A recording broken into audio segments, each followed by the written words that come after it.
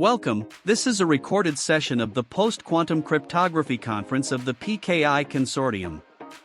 This conference would not have been possible without our sponsors, PQ Shield, SSL.com, Entrust, Keyfactor, HID Global, and the organizational support of the Post-Quantum Cryptography Working Group of the PKI Consortium, and in particular, Entrust, Keyfactor, and Logius. Would you like to join the PKI Consortium? Go to pkic.org/join, or contact us if you would like to become a sponsor. Okay, I would like to introduce Mike Onsworth, Software Security Architect at Entrust, and his presentation on PQC Standardization at the Internet Engineering Task Force. Thank you. Thank you kindly. I guess I already get -1 point for proofreading right on my title slide. We're off to a strong start. Okay, so what am I doing with this presentation? I do not, in any official capacity, represent the IETF. The IETF is, to some views, a loose collection of people yelling on mail lists, but also it does have an official hierarchy, which I am not part of. So I'm not here in any official capacity, but I do participate extremely actively in most aspects of PQC integration within the IETF. So I'm speaking here in a personal capacity of what I've seen, the drafts I've been involved in. I do a lot of work with IETF's PQIP. There's a working group called Post-Quantum Use in Protocols, which I work quite heavily with, and I've been trying to keep track of all the various moving pieces. So this slide deck is basically a summary of a GitHub page that I maintain for the PQIP working group within the IETF. So this is hopefully an overview of where things are, what's moving, what's still missing. Hopefully you come out of this with a better sense of sort of the general maturity level of PQC at the IETF.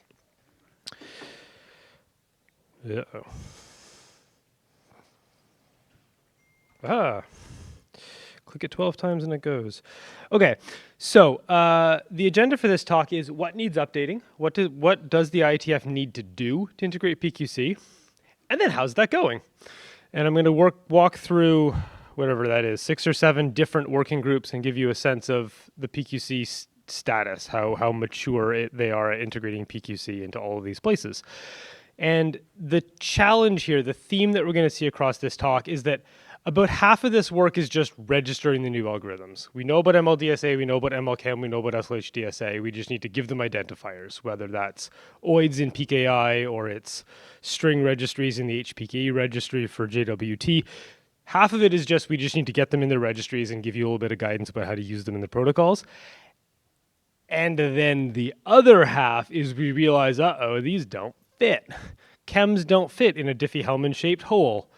Or hybrids, especially if you're trying to do dual signatures, they don't fit in a protocol that only has one public key slot. So that's the much harder half of this problem, is when we realize they don't fit properly, and then we've got to get out our chisels and hammers and figure out how to make these things fit. So, what needs updating? The IETF owns many, many, many of the networking protocols that you would have studied in school, even if you did school in the 80s. They own TCP/IP, they own, what else here is super common? HTTP, HTTPS, DNS, the more modern DNS over HTTPS. And then we get into the whole plethora of PKI stuff, where X509 is somewhere on here, CMS is somewhere on here, all the enrollment protocols, CMP, SCEP, ACME. I mean, these are all the things. These are all the things, right? IETF owns pretty much all the things. Not all the things, but pretty much all the things. So these are all, in one way or another, cryptographic protocols.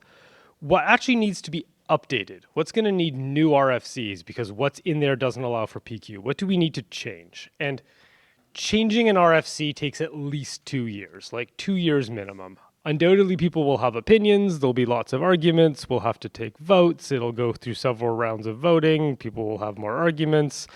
When it finally gets through working group last call, it then's got to sit in the editor's queue for several months while people nitpick over commas, like at least 2 years, right? This is a standards body. So if we have to touch all of these things, this is hugely time consuming. So what actually needs touching? Well, the good news is only about half of it. About half of it doesn't actually define cryptography itself. This list actually splits pretty cleanly. HTTPS, for example, does not define cryptography. It just says use TLS. Use TLS 1.2 or use TLS 1.3. Go look over there for how the crypto works. Cool. So we don't need to actually touch the RSEs for HTTPS. Awesome. Same applies for a lot of the other things. Quick uses TLS, CMC uses CMS, SCEP uses CMS, SMIME uses CMS, CodeSign uses CMS, ACME uses JWT. So you get this sort of nice trickle dependency where there's actually only about half of them that we need to update, but still, we need to touch half of them is still a lot of touching. So there's still a lot of work that needs to happen here. And I've put at the bottom, and I'll leave this up for a second, that GitHub link is where this entire slide deck came from. So that is that github.com IETF working group PQIP State of Protocols and PQC. That's a page that mostly I maintain, a few other people contribute to. We're trying to track, there's like dozens of post-quantum related internet drafts across the IETF. That's a giant list and table trying to keep track of them all. So that thing, yeah. Have I talked long enough for everyone taking a photo of it? Great. Okay, let's go through these working groups one by one. So how's it going? The running joke is billions of bytes of emails have been spent on this effort, and doubtless we have billions still to go. So let's start with quick overview of the IETF process. So I've decided to summarize the IETF process like this. All RFCs begin as internet drafts. All internet drafts begin as an individual submission. Literally anybody can go to the IETF website and submit a draft. Great. It gets your personal name stuck on it. It is an individual submission.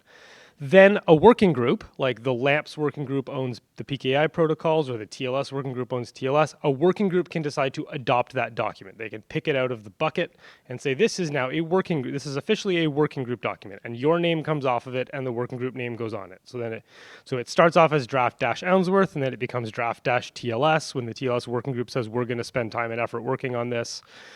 And then it sits in the adopted state for some number of months or years, and then the working group does a working group last call. It means we think the working group is done with this document. We think it's ready to proceed.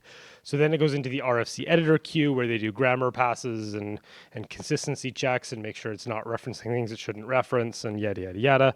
And then finally it becomes published with an RFC number. So this progression, and I've sort of color-coded my slides from white, which means there is no draft, and then they get sort of progressively more blue as the thing gets more mature as it moves through the process. All right. Yeah, so let's start with LAMPS. So LAMPS, IETF lore, LAMPS is limited additional mechanisms for PKIX and SMIME. There was some controversy a decade ago about PKIX working group has too much stuff, so they stuck an L at the front, and it's only allowed to do limited additional mechanisms. But then PQ came, and we're like, oh my God, we now need 4 hours of meetings a week because we have too much stuff. So this is all the PKI stuff that I think most of you probably are most interested in. And this one is pretty good. This is in a pretty good state. So LMS and XMSS, that's been an RFC for several years. The ML-DSA, SLH-DSA, ML-KEM, not the composites, but the single versions are, I'm going to say in working group last call. I think that's true. I think as of 2 days ago, they're all in working group last call. I'm looking at Corey, who tends to know all the things. I think they're all in working group last call. I personally have voted against this working group last call, by the way. I'm trying to get it out of working group last call because I think they're not well aligned with the P11 working group. I think the P11 TC at Oasis, I think needs, and these drafts, I think they butt heads really badly. And I've got a few slides coming up explaining why. So I'm trying to get them out of working group last call so we don't end up with a compatibility nightmare for 10 years, but they are currently in working group last call, so that's cool. Composite ML-DSA, so that's the idea of you take your ML-DSA key and you just bury an elliptic curve key inside. And if anything goes wrong with ML-DSA over the next 10 years, you'll be really glad that you just buried an elliptic curve inside and forgot about it. That's Composite. Composite is mine. I'm the lead author on Composite. Similar for ML-KEM, we're going to do our encryption with ML-KEM, but we're just going to bury an elliptic curve DH inside and sort of forget that it's there. So that's for the ultra paranoid, also known as Germans. Those are coming along. They're not quite fully at working group last call. They're maybe a month behind the pure versions, but they're pretty close to working group last call. Okay, great. What are the problems that I'm basically me shouting into the void and saying, hold on, guys, we're going to make a mistake. This isn't ready to become an RFC. And I've put a disclaimer here. This is accurate as of when I wrote these slides last week. Some of this information may have already changed since I wrote these slides, and it will change likely very, very quickly. But this is a snapshot of what I think are the blocking issues right now. So the first one is private keys.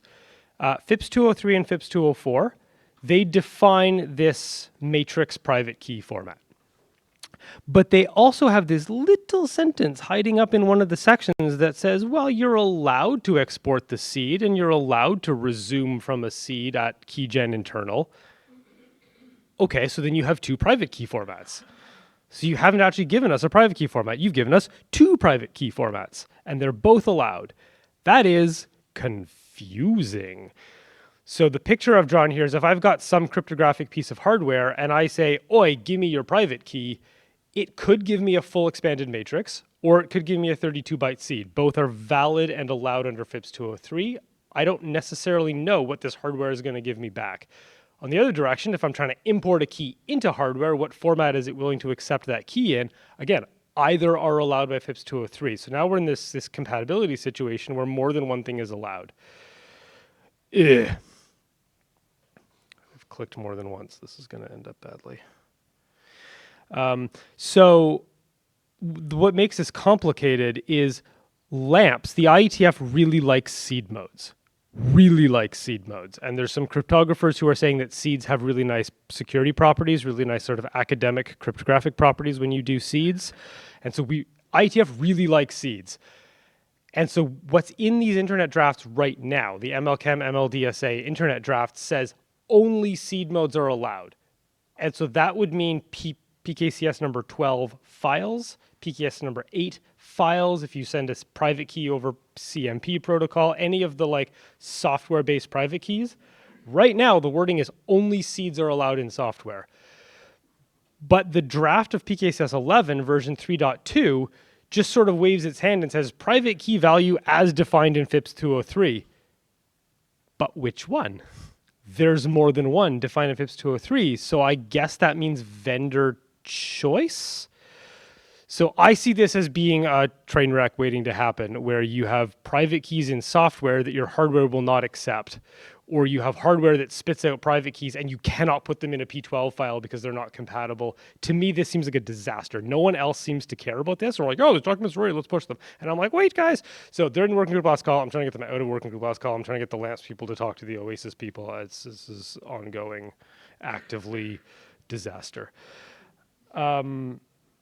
The next open design issue is how do you do KEM certificates from a PKI? And typically when you get certs, you get them by submitting a CSR to your CA, and then your CA signs that thing and gives you back a certificate. And we know how to do this for things that can sign.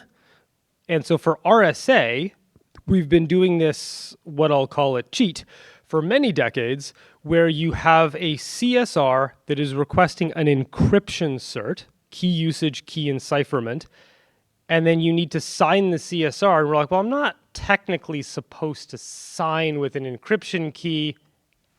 I'll do it anyway.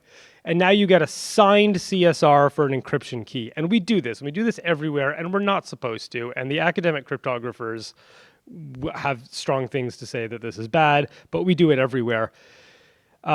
You cannot do this with ML-KEM. There is no way to sign a CSR with an ML-KEM key.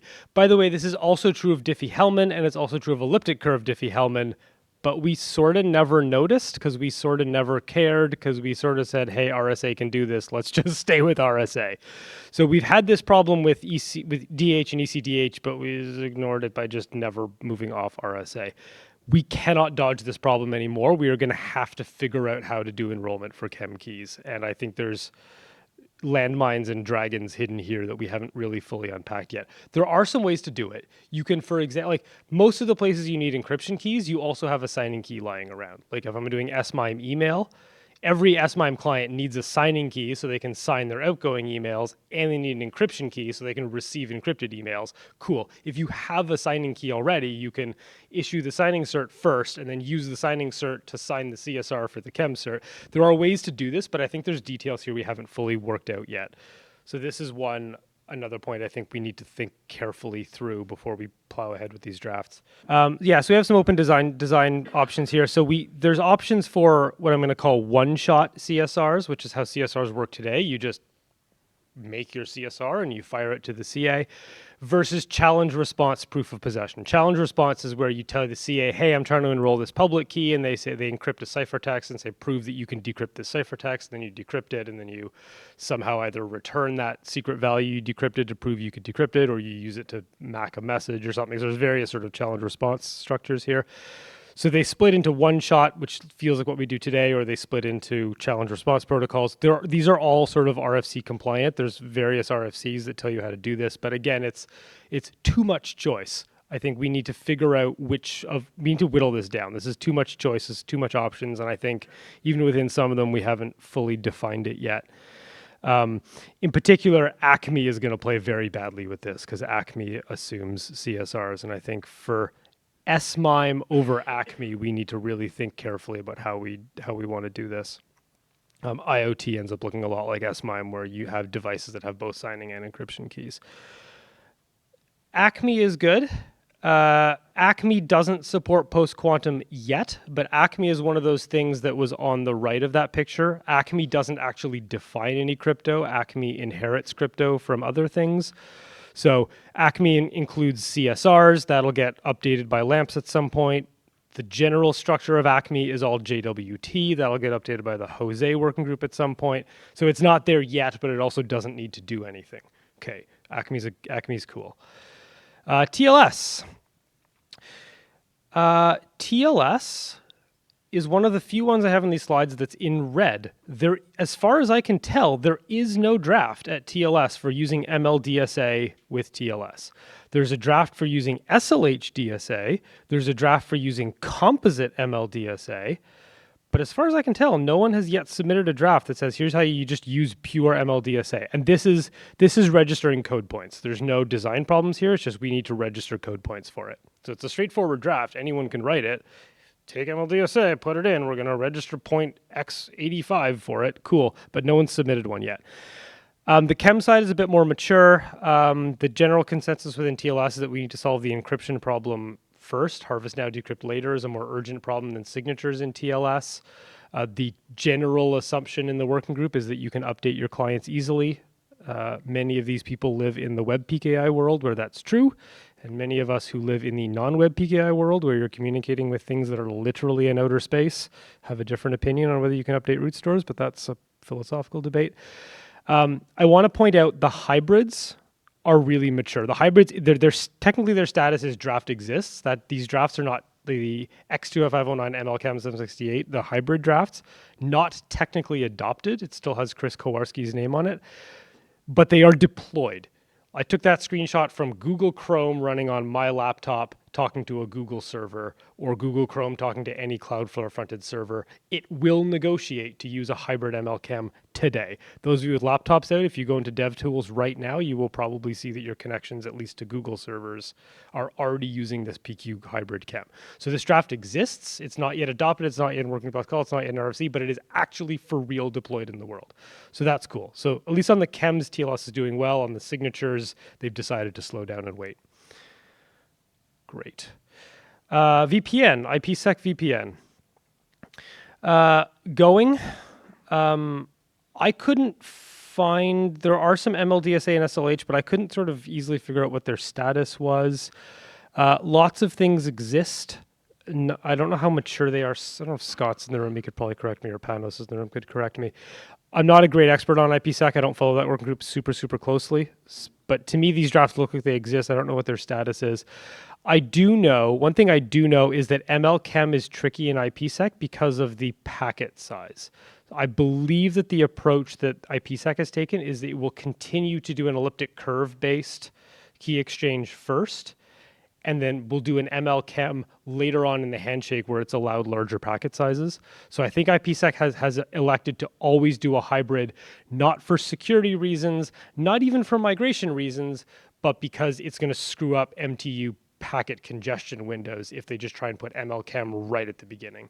So that ML-KEM thing is some weird nested child SA type structure where you first do an SA using elliptic curve, and then you proceed with the authentication, and at the end you fork a child SA on ML-KEM, and then you allow your session to proceed.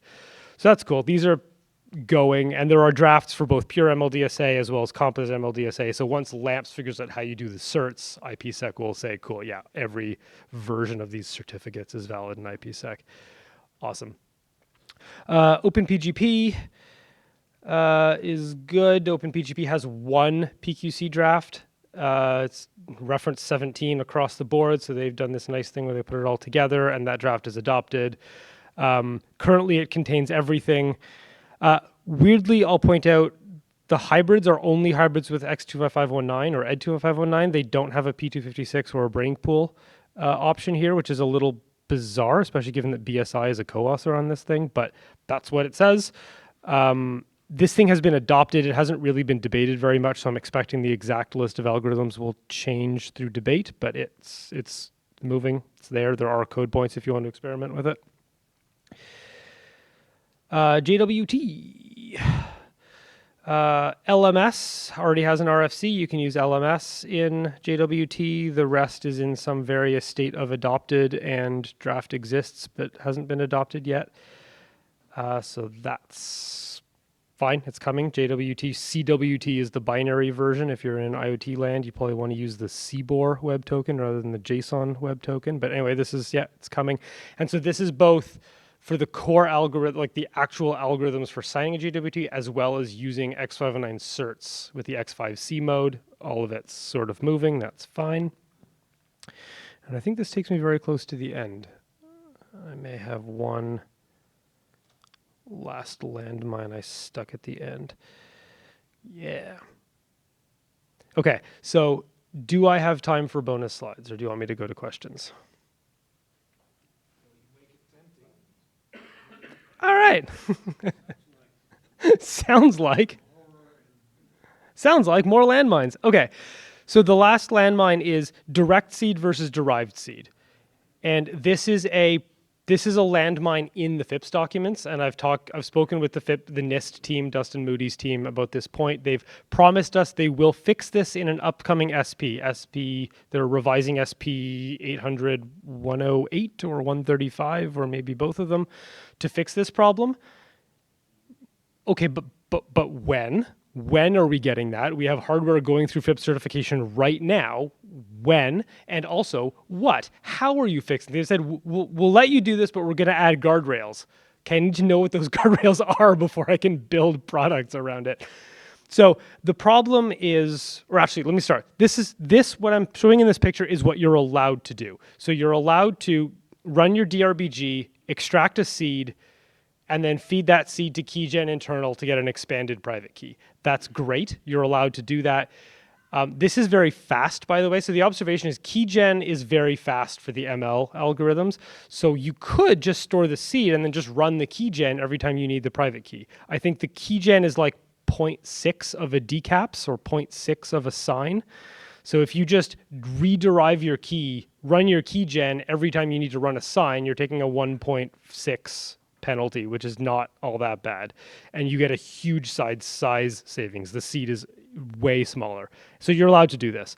What you are not allowed to do is put a KDF in the middle. That is explicitly forbidden in FIPS 203, 204. And it has to be direct output of the DRBG. And that's super annoying because there are things that want to do this. This X-Wing algorithm, which is quite popular, is actually FIPS illegal because it first says, I have one seed, and then I'll use shake to expand it to 96 bytes, and then I'll feed some of those bytes to the ML-KEM keygen, and I'll feed some of those bytes to the X25509 keygen. Cryptographically, academically, perfectly sound. Absolutely forbidden by FIPS 203. So that's annoying. I think my next slide says that, yeah, things like FIDO2 devices Often these are very small devices that don't have a good random number generator on board. So the typical trick is they inject a very high entropy seed at manufacture time, and then when they need per URL seeds, they hash the URL with their seed, and now you have a unique key per domain. Also absolutely forbidden. So this is again one of the points that I think we need to slow down and work with NIST, and they've told us they will fix it, but I need to know when and I need to know how. So that's the last landmine here. So yeah, if you make a device like this, be aware there's currently no way to do this in a FIPS compliant way. Now I think I'm really at the end. Ta-da! Do we have, I think we have time for one question from the floor. Anyone want to ask a question? Hey, so I guess there is an ML-DSA draft that you don't think is going to talk about the working group, but I think you said there wasn't one yet. But, Oh, I missed it then.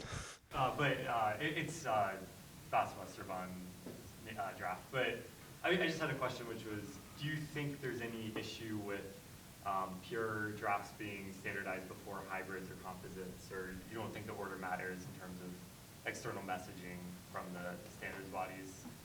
I think the hybrids are more complicated, so I think it makes sense to take more design time on them.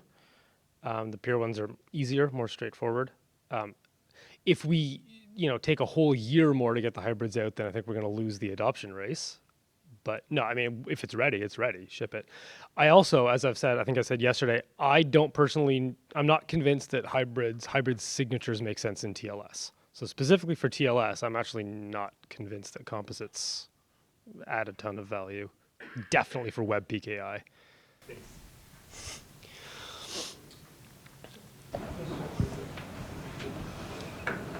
So I saw on your slides that you mentioned this is hybrid and composite in a separate way. So you're not categorizing composite as a hybrid. Okay. I think he got the question right. So Yeah, I'll repeat it. Do I categorize hybrid and composite as different things? yeah. Definitions are complicated here. There is a whole internet draft that does definitions of these things. Composite is a type of hybrid. There are multiple types of hybrid, multiple certificates, or these ICERA certificates, Catalyst certificates, or Chameleon certificates, composites. There's multiple types of multiple keys.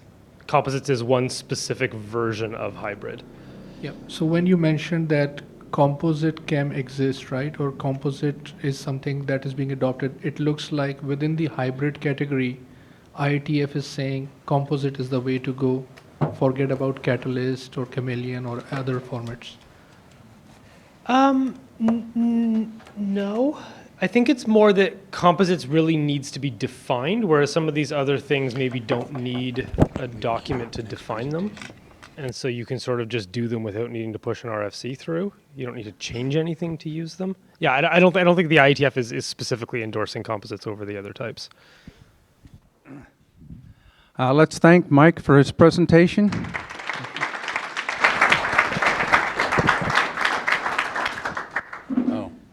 How do you get to a quantum-safe state? That depends on the current state of your digital security infrastructure, as well as your level of visibility, control, and automation over those systems. Check your level of preparedness with the Entrust Post-Quantum Readiness Assessment. Whether you're already on the path to quantum safe or just beginning your journey, Entrust can equip you with the right knowledge and solutions. There are many paths to a quantum-safe future. Secure yours by taking the Entrust Post-Quantum Readiness Assessment today.